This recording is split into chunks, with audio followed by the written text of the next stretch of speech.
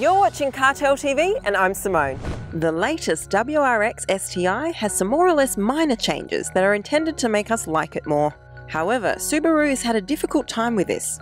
It's been a few decades ago that the WRX STI came bearing the idea of a sporty sedan with a boxer engine, conspicuous design and turbo all-wheel drive performance. Today, a few decades and many generations of tech advancements in the automotive industry later, the WRX STI is still a sporty sedan with a boxer engine, a very similar conspicuous design and turbo all-wheel drive performance.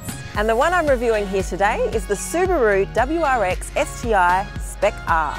Now, in order to sport the same concept in a performance car for decades and still remain interesting, it needs to be really special. So is the WRX STI really that good? Let's take a look. The design is nice, but this STI trim with its massive boy racer wing makes one hell of a statement.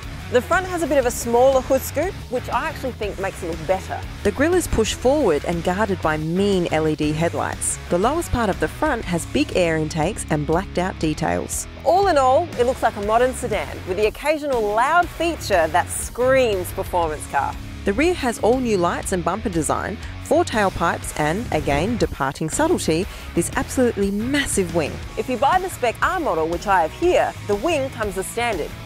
I guess they thought it was a perk. It's a little too much for me, but feel free to let me know your thoughts about it in the comments. The WRX STI comes with a 2.5 litre turbocharged flat 4-cylinder with 221 kilowatts and 407 newton meters of torque. It reaches 100 in about 5 seconds, which is pretty fast, though not awe-inspiring today. However, the WRX STI is not all about throwing you back in your seat on the straight. It's been purpose-designed to handle with all but the best of them. This version has hydraulic steering instead of electric, and it adds more feel, even though the famed Subaru lightness is still present. It's very precise and confidence-inspiring. Very important qualities for a sports performance car. The Spec R has Brembo brakes over vented discs, which greatly help with the stopping power. You will feel confident with these brakes. The only thing more impactful than the brakes are the yellow calipers. You can't miss them, even at night time. The 6-speed manual gearbox is really nice, and I love that it's a manual. The WRX STI is just that kind of a car. It has shorter ratio and also the final drive. In the fashion of the rally heritage that the WRX STI comes from, it helps you fly off as you exit curves. This also means it's not as civil for everyday drives. Don't get me wrong, it's not a racing gearbox, but it is rather easy to get up into higher revs, even when that's not your intention. On the other hand, this is a Subaru and a WRX and an STI and a Spec R. So what did you expect? If you don't want the short ratio gearbox, you shouldn't be ticking all those boxes then. Right behind the gearbox lever you can find electronic diff control and driving mode selectors, which do make a significant difference, especially at far ends of the spectrum. This is very useful for making a car bathed in rally heritage a competent daily driver. There is some wind, engine and tyre noise, but it adds to the feel of driving such a machine. It's actually an important part of the experience. Expectedly, the ride is a bit on the firm side. In order to keep the body in the direction you want it in while punching out of curves, it really has to be. This being said, it's another reason why this is a great daily driver. It's firmer, but surprisingly not uncomfortably firm, like many other sports-tuned cars.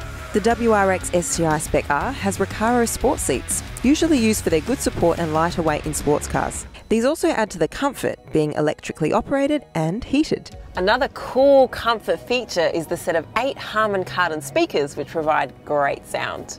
But the recent Infotainment update did not add Apple CarPlay and Android Auto. Rear legroom is rather nice. In fact, I was pleasantly surprised given the sporty cred and the overall size. Build quality is okay, but it will not stun with either materials, quality or design. It offers a very simple styling and big usable buttons, and that's about it. And you know what? That's just fine with me. It's a WRX STI. It's supposed to keep you connected to the road, make you enjoy swift cornering and have fun with the diff settings, so loads of touchscreen gimmicks or gesture or voice commands would actually defy the purpose. Okay, Apple CarPlay and Android Auto would have been nice, but I can live without them. The WRX STI has 5-star ANCAP rating. It comes from things like electronic stability control, ABS, EBD, brake assist, traction control, active torque vectoring, those amazing Brembo brakes, side view and blind spot monitors, lane change assist, rear cross traffic alert, front and rear cameras, adjustable centre differential and more. If you've ever driven the WRX STI, you know it's all about the feeling behind the wheel on twisty roads. And I have to say that there are not many sub 300 horsepower cars that seem as manic as this. This Rexy STI in the spec R trim will cost you around $63,000 on road. Despite being reasonably modern, the WRX STI never fails to convey that raw and somewhat forgotten feeling of being connected to the car, almost being a part of its mechanical system. The WRX STI surely has its fans. Question is, are you one of them? Let us know what you think of the Subaru WRX STI, particularly in the spec R trim, in the comments below. I'm sure you will anyway. Thanks for watching CarTell TV. Now if you haven't already, make sure you subscribe to our channel because it really helps us out. And if you'd like a sneak preview of the upcoming cars that we'll be reviewing, head to our website and you can see the What's Next page. Catch you soon.